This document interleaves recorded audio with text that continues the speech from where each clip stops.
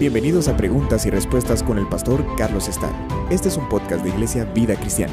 Puedes enviar tus preguntas al correo preguntasbiblicas@vidacristiana.org.gt. Nos preguntan si existe relación entre el sacrificio de la vaca roja o la vaca alazana, que se menciona en Números capítulo 19, y el sacrificio de Jesús.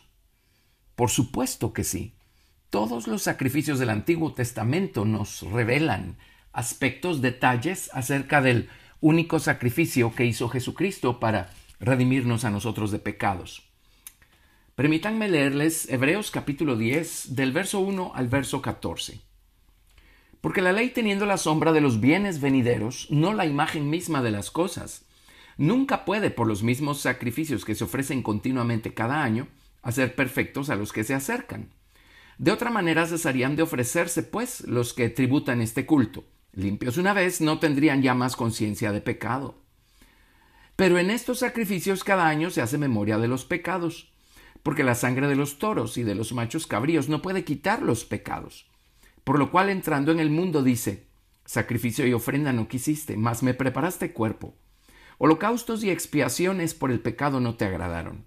Entonces dije: he aquí que vengo, oh Dios, para hacer tu voluntad, como en el rollo del libro está escrito de mí. Diciendo primero: sacrificio, ofrenda y holocaustos y expiaciones por el pecado no quisiste, ni te agradaron, las cuales cosas se ofrecen según la ley. Y diciendo luego: he aquí que vengo, oh Dios, para hacer tu voluntad. Quítalo primero para establecer esto último.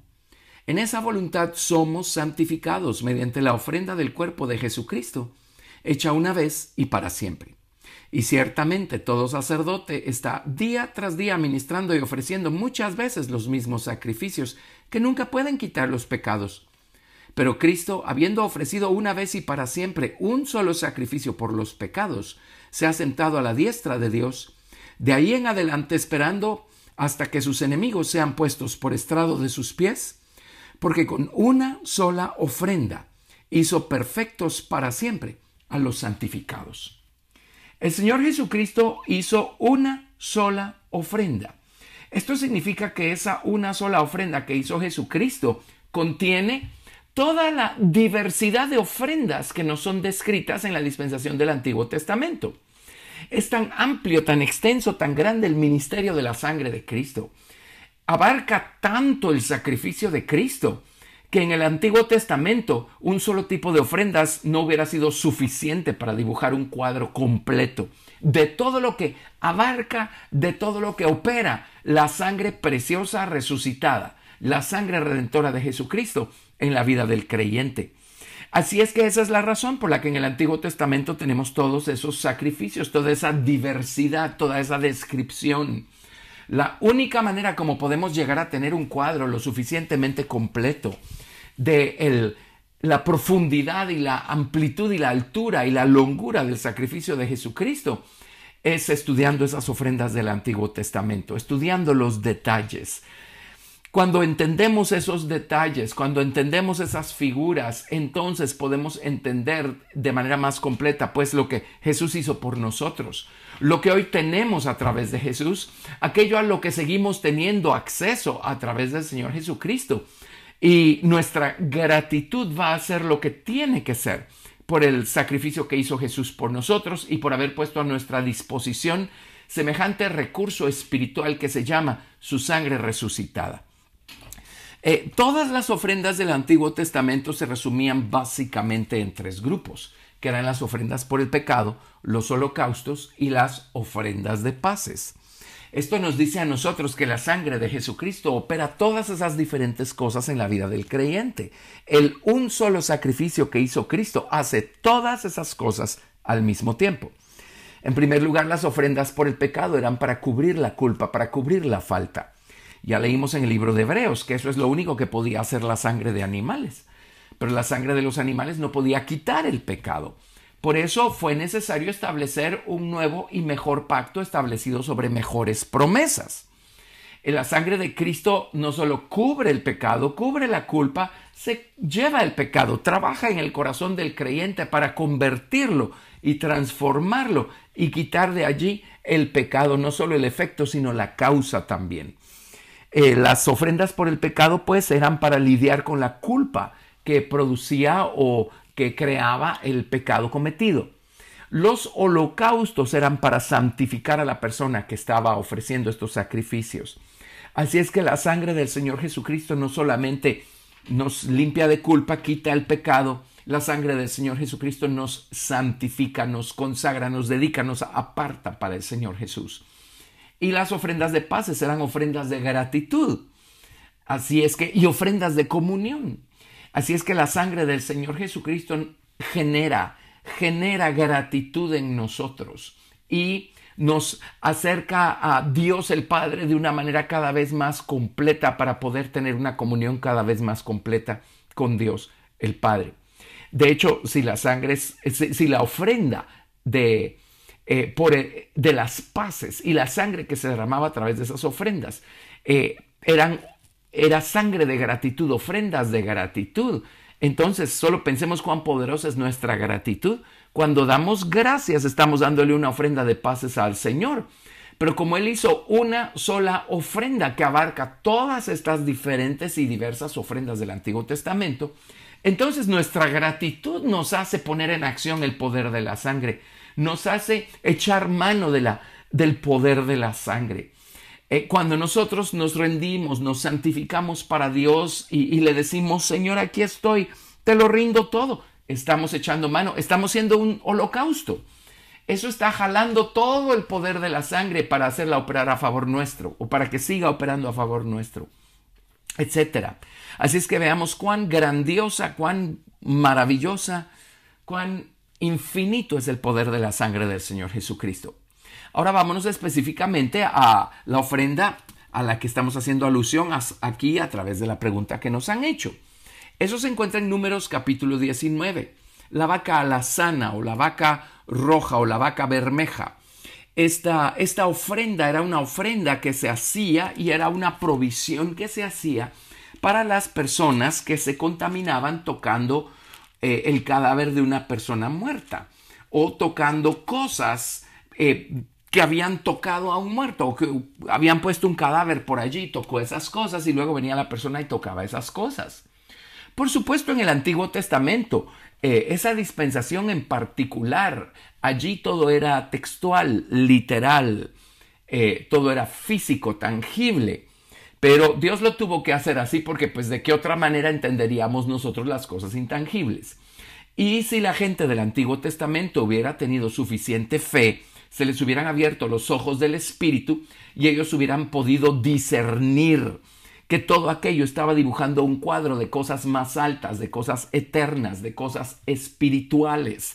Y entonces hubieran puesto su fe en la contraparte espiritual o en el cumplimiento y hubieran tenido todo el efecto que era la intención de Dios que esto tuviera. Pero volviendo a Números 19, esta ofrenda pues en particular era para que si alguien había tocado muerto o muerte, esta persona pudiera ser limpia de esa inmundicia. Pensemos en nosotros, como seres humanos, antes de ser salvos, antes de ser rescatados de ese estado por Jesucristo, todos estamos muertos en nuestros delitos y pecados. El ser humano en general está espiritualmente muerto, moralmente muerto, y esa muerte nos mantiene en un estado continuo de inmundicia. En otras palabras, nos mantiene separados de Dios. Por eso necesitamos la sangre del Señor Jesucristo. Es lo único que nos reconcilia con Dios y nos hace estar en paz y en armonía con Dios nuevamente. Así es que la aplicación a esa muerte literal con la que se lidiaba aquí en Números 19, por supuesto, se refiere a la muerte espiritual y a la muerte moral en la que vivimos y a la muerte moral y espiritual que produce el andar en pecado. Así es que el Señor ha provisto para eso. Este sacrificio era tremendo porque es casi un resumen, contiene muchos detalles de los demás sacrificios, dibujando un cuadro tremendo acá para que la gente pudiera ser limpia del estado general de muerte en el que vive, en el que se encuentra. ¿Cómo no va a ser esto un cuadro del Señor Jesucristo y de su precioso sacrificio? Así es que leamos Números 19, verso 1. Jehová habló a Moisés y a Aarón diciendo: esta es la ordenanza de la ley que Jehová ha prescrito, diciendo: Di a los hijos de Israel que traigan una vaca alazana, o una vaca bermeja, o una vaca roja, perfecta, en la cual no haya falta, sobre la cual no se haya puesto yugo. Bueno, vamos a ir deteniéndonos y comentando a medida que vamos leyendo el texto. Pero en primer lugar era una vaca, en otras palabras, era un animal femenino, era la hembra. La hembra. Dios no tiene sexo, Dios es espíritu. Pero Dios hizo al varón y a la hembra, al hombre y a la mujer, ambos a su imagen y semejanza, para poder también presentar un cuadro completo de estos dos grandes lados que hay en Dios, que es su lado enérgico, agresivo, masculino, por así decirlo, y su lado tierno, humilde o femenino, por así decirlo. Estamos hablando de conceptos en lo que a Dios respecta, no de sexo o género. Estamos hablando de conceptos. Así es que esta vaca representa ese lado humilde de Dios, que es precisamente el lado con el que Jesús vino a este mundo. Jesús en su primera venida vino dando a conocer el lado humilde de Dios. Él vino en perfecta humildad y mansedumbre. Él mismo dijo: aprended de mí que soy manso y humilde de espíritu. Cuando Jesús venga en su segunda venida, el Señor va a venir manifestando de manera enfática y clara el lado agresivo, el lado poderoso de Dios, el lado masculino, digámoslo así, cuando Él venga a juzgar el pecado y a limpiar la tierra de pecado de una buena vez y para siempre. Pero la vaca representa el lado humilde, manso del Señor Jesucristo, el lado tierno del Señor Jesucristo. Y es así como Él llega a nosotros con su salvación. Era una vaca alazana, una vaca roja. La palabra roja o alazana o bermeja viene de Adom o de Adam. Adam significa ser rubicundo, mostrar sangre en el rostro. Y Adam era el nombre o la naturaleza, o sigue siendo, del hombre natural. Así es que esta vaca alazana representa a Jesús, el hombre manso y humilde, quien se dio a sí mismo por nosotros como un sacrificio vivo para redimirnos de nuestros pecados. Entonces, pues la vaca alazana es Jesús, el hombre humilde, quien se va a dar por nosotros en sacrificio vivo.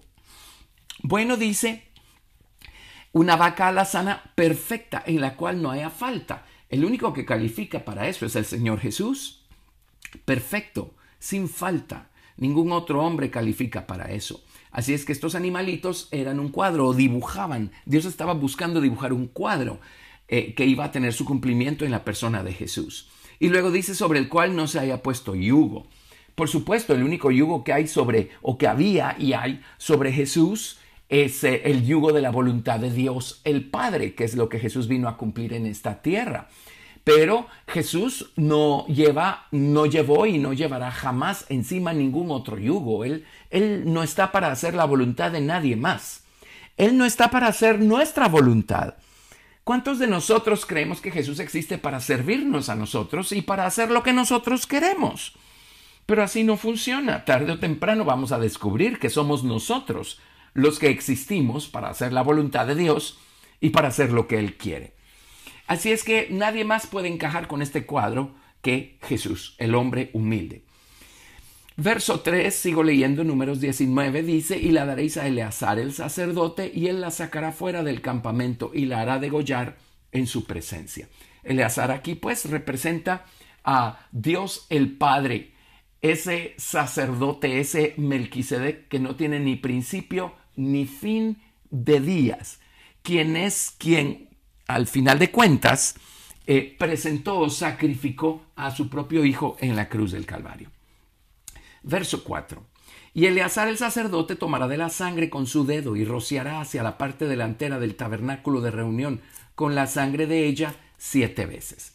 Y sabemos que Jesucristo, cuando se presentó delante del Padre con su propia sangre, y esto está en el libro de Hebreos también, nos dice la Biblia claramente que Él purificó con su propia sangre el tabernáculo celestial. Esto lo encontramos en Hebreos capítulo 9. Les voy a leer desde el verso 17. Hebreos 9 a partir del verso 17. Porque el testamento con la muerte se confirma, pues no es válido entre tanto que el testador vive, de donde ni aun el primer pacto fue instituido sin sangre. Porque habiendo anunciado Moisés todos los mandamientos de la ley a todo el pueblo, tomó la sangre de los becerros y de los machos cabríos con agua, lana escarlata e hisopo, y roció el mismo libro, y también a todo el pueblo, diciendo: esta es la sangre del pacto que Dios os ha mandado. Y además de esto, roció también con la sangre el tabernáculo y todos los vasos del ministerio.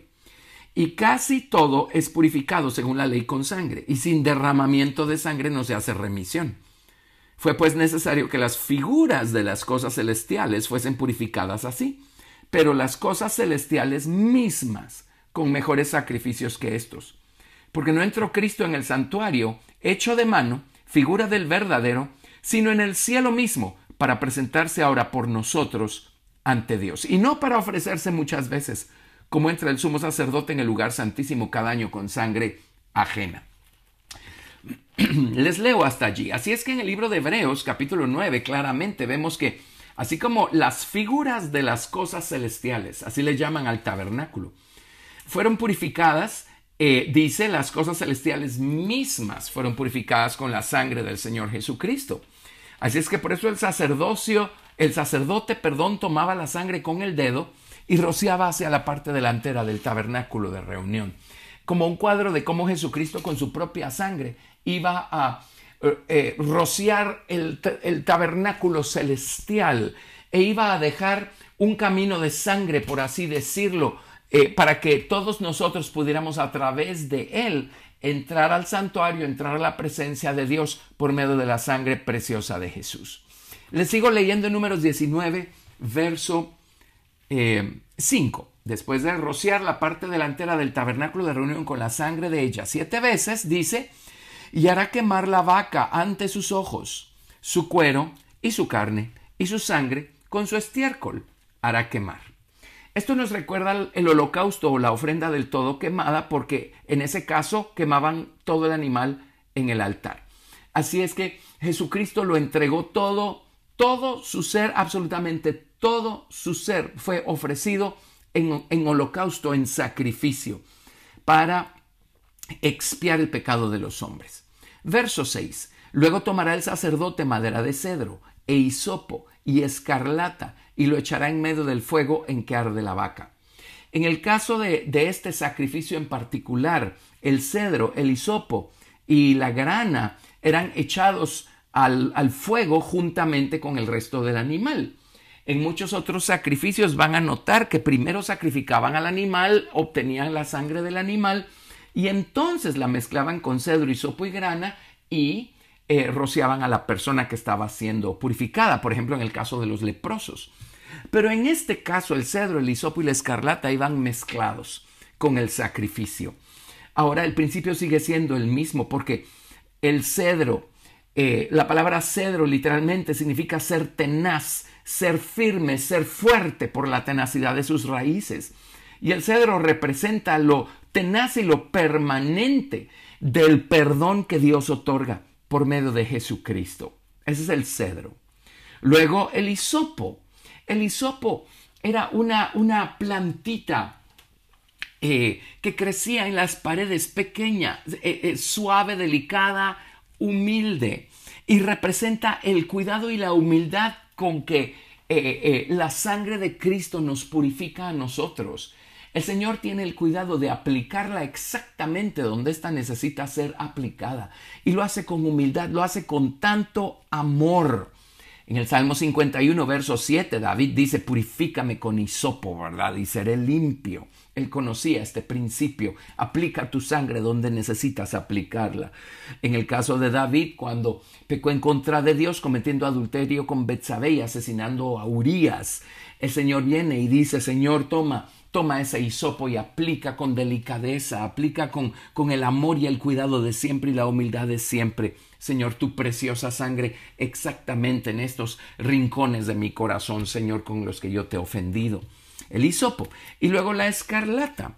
La escarlata o la grana vienen la palabra Tola Shani. Estas palabras se refieren a este insecto, esta larva o este gusano del que se obtenía ese tinte de color rojo.